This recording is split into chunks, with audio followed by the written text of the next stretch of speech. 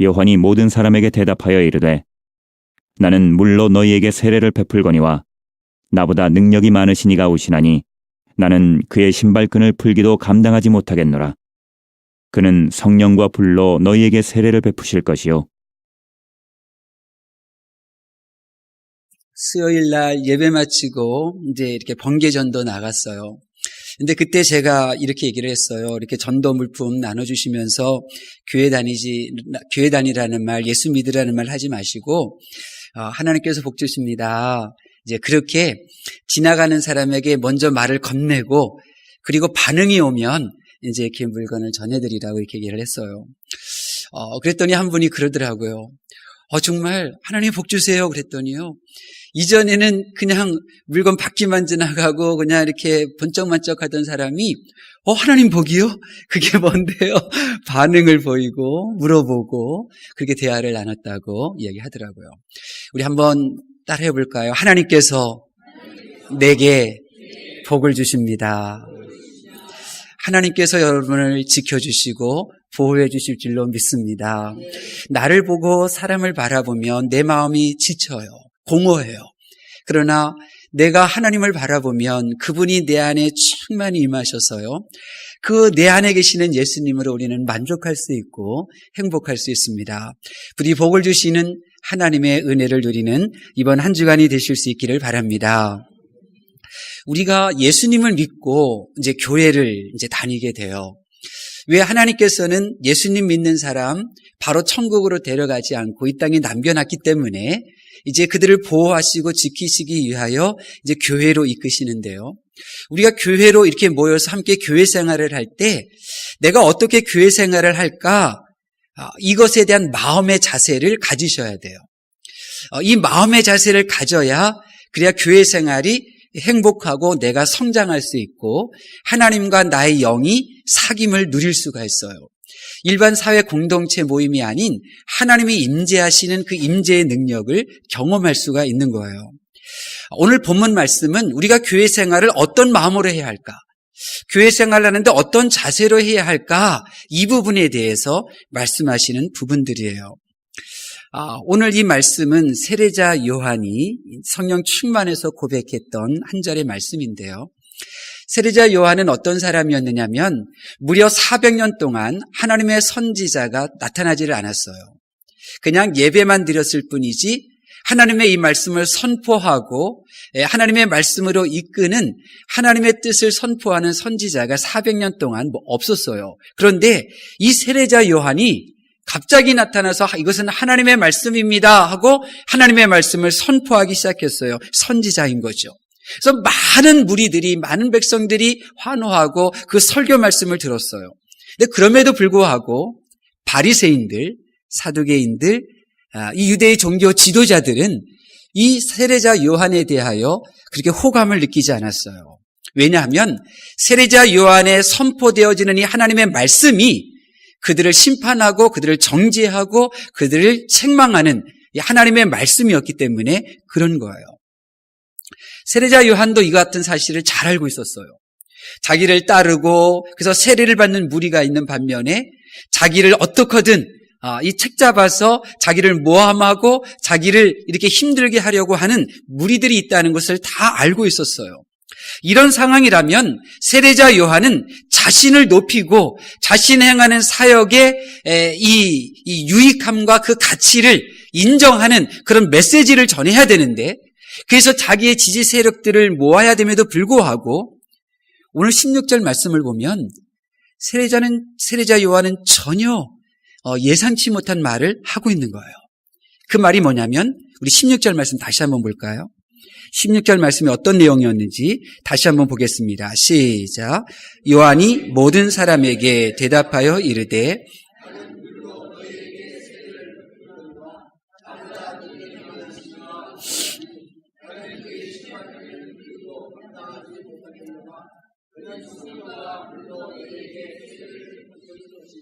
아멘.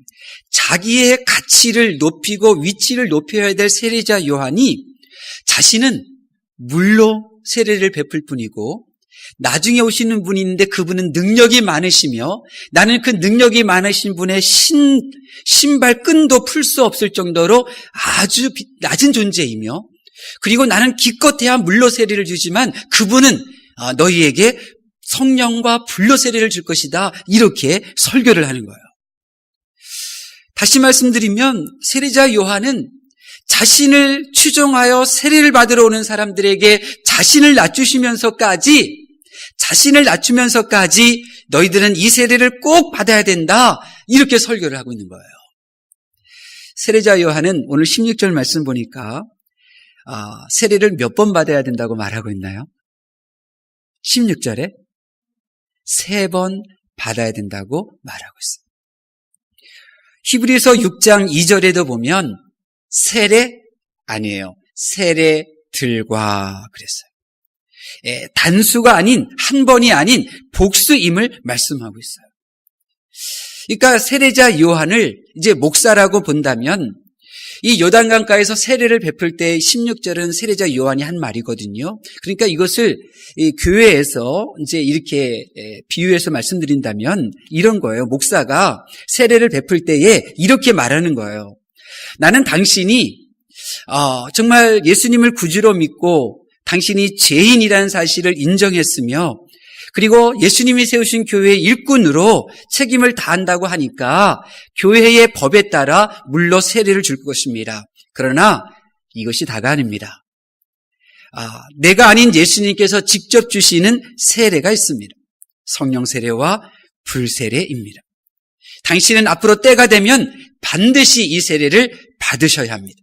나는 물세례밖에 주지 못하지만 예수님은 그대에게 성령과 불로 세례를 베풀어 주실 것입니다. 지금 이렇게 말하고 나서 세례를 베푸는 거예요. 그러므로 사랑하는 성도 여러분, 오늘 하나님께서 세례자 요한을 통하여 주시는 이 말씀을 여러분의 교회 생활하는 하나의 지표로 삼으셔서 이제 2019년에 이러한 자세로 신앙생활 하시기를 예수님의 이름으로 축원합니다. 첫 번째는 물세례를 받으려고 하는 신앙의 자세로 교회 생활을 하셔야 돼요. 예수님을 믿어 제사함을 받아 그렇게 내가 영원한 생명을 얻었다 이렇게 믿는 사람들은 반드시 교회에서 세례를 받아야 돼요. 그러니까 이 물세례는 누가 받느냐? 나는 죄인이고 내 죄를 사할 수 있는 분은 예수님밖에 없구나. 예수님을 구주로 영접한 사람들에게 교회에서 목사가 베푸는 것이 바로 이 물세례예요. 이 물세례를 통하여 그 사람은 그리스도의 몸된 교회의 이제 지체가 이제 되는 거예요. 그러니까 물세례를 통하여 육의 가족이 아닌 영이신 하나님의 가족의 구성원이 되는 거죠. 이 물세례를 통하여 예수님께서 세우신 교회를 사랑하겠다는 생각을 결심하게 되고 그것을 시작하는 계기가 되는 거예요. 그렇기 때문에 이 물세례는 우리의 신분의 변화를 의미하는 거예요. 죄인에서 의인으로, 세상에 속한 자에서 하늘에 속한 자로, 육에 속한 자에서 영에 속한 자로 이 물세례를 통하여 나의 신분의 변화가 일어난 거예요. 교회 밖에 있던 자가 주님의 몸된 교회의 한 지체로 인정받는 신분의 변화가 바로 이 물세례예요. 그런데 이 물세례가 더 중요한 것은 예수님이 주시는 그 세례를 받기 위한 출발점이기 때문에 그런 거예요. 내 몸이 죽는 물세례를 받아야 내 혼이 거듭나고 내 영이 나의 이성과 내 몸을 이끌어갈 수 있게 하는 그러한 성령 세례와 불세례를 받을 수 있는 하나의 시작점이 되기 때문에 이 물세례는 받아야 되는 거예요. 우리 가운데 아직 물세례를 받지 않으신 분이 있다면 2019년도에 이런 자세로 교회 생활을 하셔야 돼요. 정말 예수님이 나의 구주이시구나. 정말 예수님이 나의 구주이신가? 이것을 확인하면서 교회 생활을 하셔서 꼭 물세례를 받는 여러분이 되실 수 있기를 바랍니다.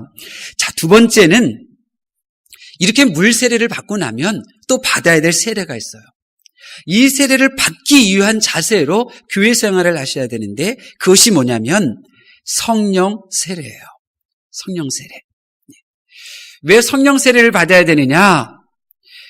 이 성령 세례를 받아야 이 눈에 보이는 세상이 전부가 아니라 하나님이 계시네? 하나님이 나를 도와주시네? 이것을 경험할 수가 있게 되는 거예요. 이 성령 세례를 받아야 하나님이 나를 정말 내 기도를 들으시고 도와주셨구나, 이것을 경험해요.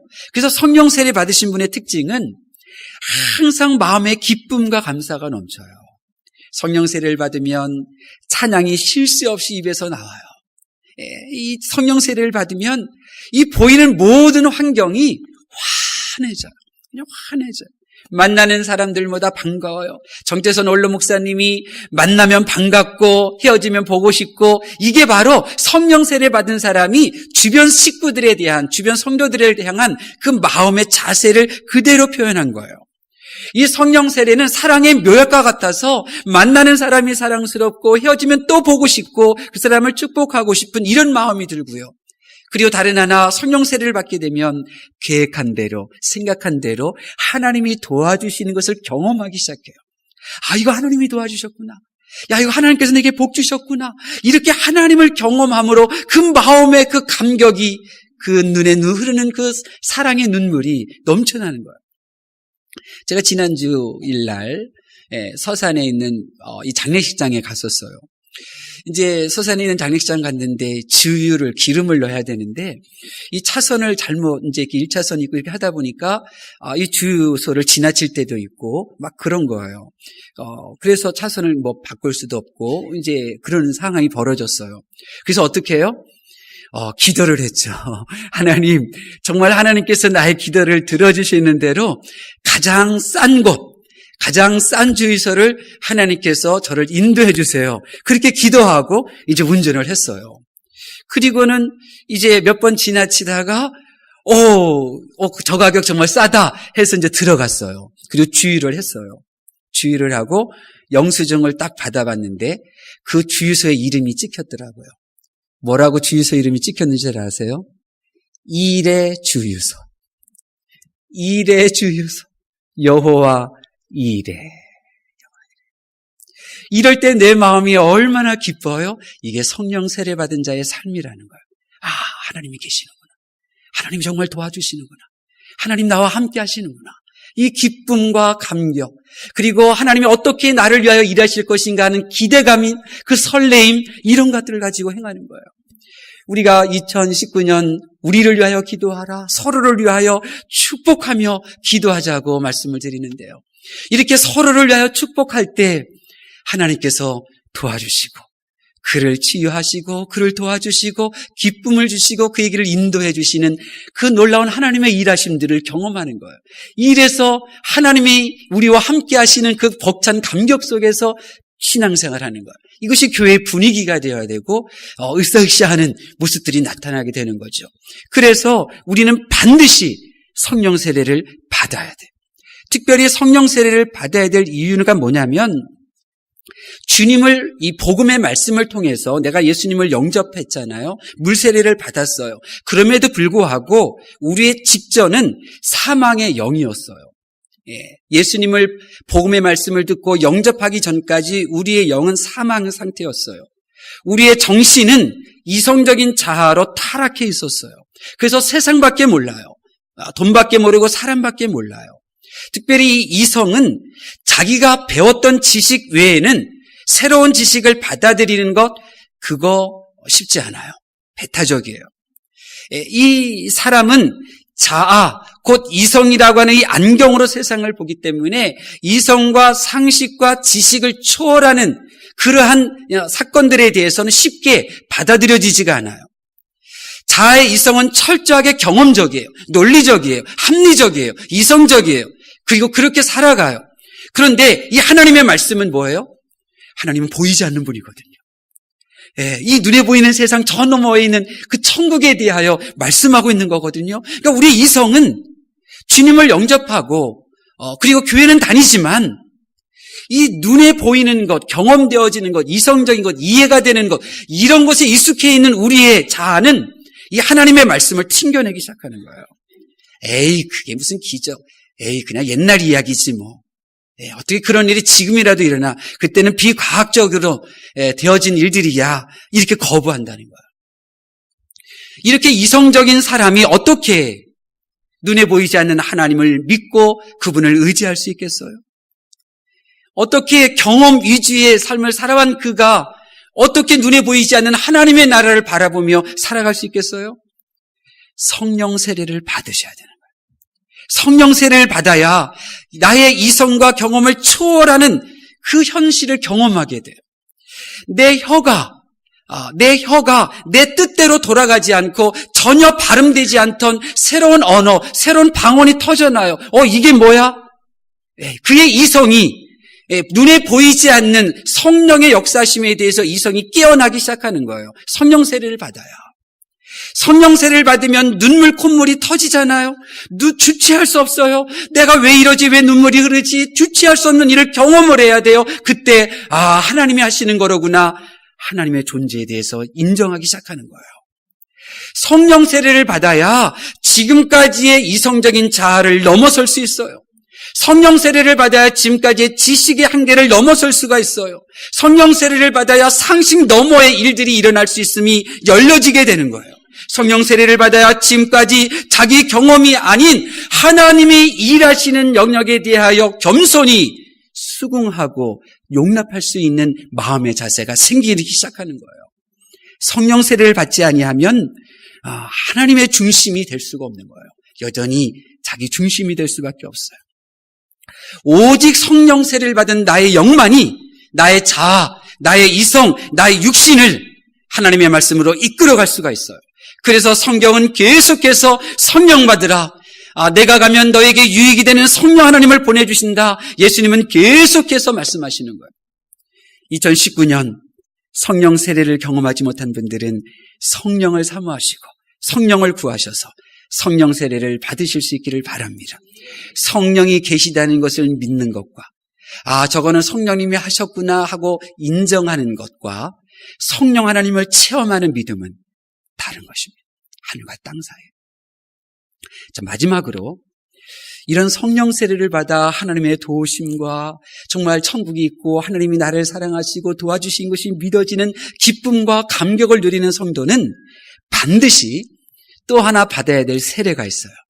그 세례가 뭘까요? 불세례예요. 불세례. 성령 세례는 우리의 이성의 한계를 넓히는 사역을 펼쳐요. 우리의 경험을 초월하는 내가 만나지 못했지만 하나님은 계시는 것 같아. 이렇게 우리의 이성을 초월하게 하는 영역, 그 일들을 행해요. 성령은. 그럼에도 불구하고 성령 세례 받아도 우리의 삶은 예전의 모습과 똑같아요. 제 익숙한 모습대로 살아가요. 내 기질대로 살아가요. 내가 그때 화내고 그때 짜증내고 다투기 좋아하고 용서하기는 어렵고 그런 모습으로 여전히 살아가요.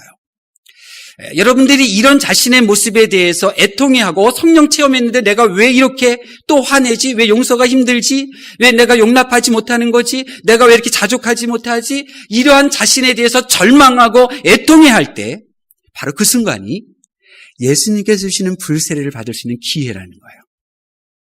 불세례는 예수님을 구주로 영접하고 성령님을 체험하였으나 그 마음의 90%를 차지하고 있는 이 세상을 잘라내는 거예요. 잘라내버리는 것이 불세례예요. 보세요. 믿음의 조상 아브라함이 우상 팔아먹고 살던 우르 땅 떠난 것은 그가 불세례를 받았기 때문에 가능했던 거예요. 요셉이 형들에게 죽을 뻔하고 노예로 팔려갔으나 형들의 행동과는 상관없이 그들을 용서할 수 있었던 것은 요셉 또한 이 불세례를 받았기 때문에 그런 거예요. 자, 그럼 불세례가 뭘까요? 누가복음 24장에 보면 예수님이 십자가에 달려 죽으셨을 때 실망한 두 제자가 엠마오로 내려가요. 그런데 부활하신 그 예수님께서 엠마오로 내려가던 그 두 제자를 만나요. 그리고 길을 걸어갔으면서 성경에 대해서 이야기해요. 그리고 날이 저물어 이제 여관에 들어가셨을 때 주님은 성만찬을 행하시잖아요. 그때 두 제자가 이렇게 말해요. 누가복음 24장 32절. 길에서 우리에게 말씀하시고 우리에게 성경을 풀어주실 때에 우리 속에서 마음이 뜨겁지 아니하더냐? 우리에게 성경을 풀어주실 때에 우리 속에서 마음이 뜨겁지 아니하더냐? 이것이 불세례예요. 불세례. 하나님의 말씀을 읽거나 하나님의 말씀을 듣거나 하나님의 말씀을 생각할 때에 내 마음이 뜨거워져요. 그냥 불에 내 손이 가서 뜨거워 하듯이 내 마음이 뜨거워. 그 뜨거움을 느끼는 그 말씀을 대해요. 그때가 불세례 받는 거예요. 말씀을 통하여 불세례를 받을 때 아는 대로 살지 못했던 자가 이제 아는 대로 살기 시작해요. 말씀을 믿는 대로 살지 못했던 그가 말씀대로 살아내요. 성령 체험하고 하나님 내 마음은 원이지만 육신이 연약해서 잉잉잉 이렇게 울던 자가 불세례 받으면 알고 있는 그 말씀대로 살아나가요. 다니엘이 그랬던 거예요. 사드락과 메삭과 아벳느고가 그랬던 거예요. 그래서 불 속에 들어가고 사자굴 속에 들어갈 수 있었던 이유가 말씀의 뜨거움, 불세례를 받았기 때문에 그런 거예요. 이 말씀으로 마음이 뜨거워진 불세례 받은 두 제자, 이제 날이 어두워졌으니 이제 여기서 묵고 가자. 그래서 방에 들어갔던 그들이 이 마음의 뜨거워짐을 느꼈음을 입으로 시인하게 되자 그 깜깜한 밤에 예루살렘으로 다시 돌아가지 않습니까? 주님이 부활했다는 소식을 듣고도 엠마오로 내려갔던 이 두 제자, 하나님 예수님의 그 성경 말씀을 듣고 마음이 뜨거워지니까 제자들에게 예수님 우리 만났다고, 부활하신 주님 우리를 만나셨다고 부활의 주님을 이야기하는 자가 되지 않습니까? 여러분, 이게 불세례예요. 불세례를 받으면 행동이 달라지기 시작해요. 불세례 받으면 언어가 달라지기 시작하는 거예요. 이게 불세례예요. 또 불세례는 뭐냐? 오순절 다락방에서 성령 체험한 베드로가 길거리에 나가서 예수님에 대한 복음의 말씀을 선포했을 때 그 말씀을 듣고 많은 사람들의 마음이 찔렸어요. 말씀을 듣고 찔린 무리들이 베드로와 제자들에게 이렇게 말해요. 우리가 어떻게 할꼬? 불세례는요, 내 마음을 찔러요. 내 잘못을 찔러요. 그래서 사는 길을 택해요. 행동을 바꾸려고 해요. 이게 불세례예요. 그래서 불세례를 받으면 반드시 행동이 달라지는 거예요. 행동이 바뀌어져요. 사람이 달라지는 거예요. 부학교로 부름받은 성도 여러분, 하나님께서는 우리 부학교회를 말씀 중심의 교회로 세우셨어요. 이 자리에 모인 저와 여러분은 복음의 말씀을 듣고 신분의 변화를 이루었어요. 이제 예수님을 구주로 영접하는 것은 성령 하나님의 도우심 없이는 될 수 없는 일이니 이제 성령 하나님 우리는 경험하며 이런저런 일로 하나님의 살아계심과 도우심을 받으며 여기까지 왔어요. 하나님 믿는 것이 얼마나 기쁜 일인지 우리는 다 경험했어요. 그런데 하나님은 저와 여러분이 거기에서 머물기를 원하지 않아요. 반드시 불세례를 받기를 원하시는 거예요. 여러분이 불세례를 받아서 말씀을 따르는 삶, 말씀과 여러분의 삶이 일치하는 삶으로 변화된 행동을 보여주기를 원하시는 거예요. 복음으로 구원은 받았지만, 성령으로 하나님의 도움도 받고 있지만, 왜 성도들이 모임과 모임 속에서 아픔이 주어져요? 왜 마음이 가깝지가 않아요?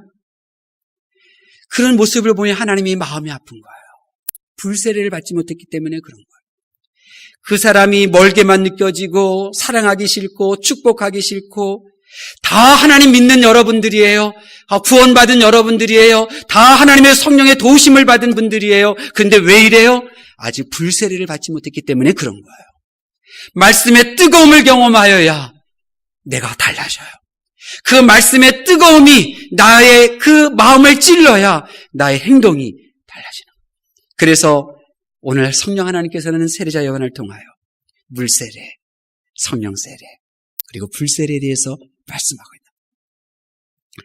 하나님의 말씀을 경청하는 성도 여러분, 대부분은 물세례를 받으신 분들이지만 혹 물세례를 받지 못한 분은 예수님을 구주로 영접하여 물세례를 받도록 그렇게 신앙생활하는 올 1년이 되실 수 있기를 바라요. 그리고 반드시 예수님께서 주시는 세례, 성령 세례를 다 받으실 수 있기를 바랍니다. 성령 세례를 받아야 눈에 보이는 세상이 전부가 아닌 이 눈에 보이는 세상 너머에 하나님의 나라를 볼 수가 있어요. 이 성령 세례를 받아야 지금 눈에 보이는 모든 것들은 다 허상이고 헛개비이고 그리고 잠시 후의 본질, 실상이 내가 이른다라고 하는 이 믿음이 생겨서 사람들로 인해서 이런저런 일로 인해서 마음 상하거나 힘들지 않게 되는 거예요. 성령 세례 받아야 그러는 거예요. 그런데 더 힘써야 할 세례는 불세례예요.